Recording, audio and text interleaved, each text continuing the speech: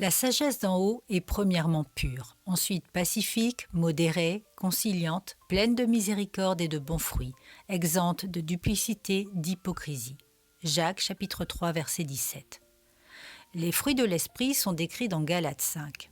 Mais l'apôtre va parler ici du fruit de la justice, qui est principalement la sagesse, et il va expliquer ce qu'elle est réellement.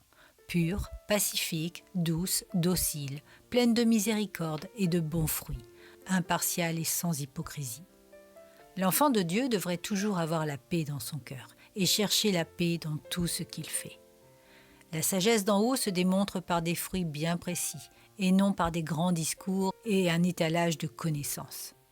Mais selon le Proverbe au chapitre 9 verset 10, pour obtenir la sagesse, il faut craindre Dieu. Il n'y a pas d'autre solution.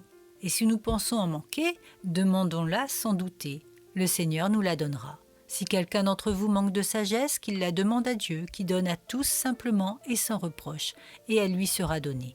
Jacques chapitre 1 verset 5. Ne pas la demander démontre notre orgueil. Nous avons été justifiés par le sang de Jésus.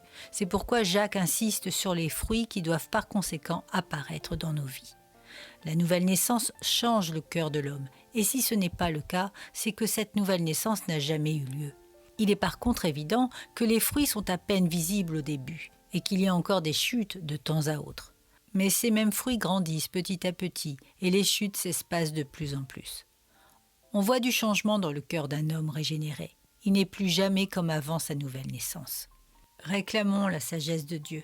Ainsi nous verrons les fruits grandir dans nos vies et nous pourrons bénir ceux qui nous entourent et surtout craindre le Seigneur.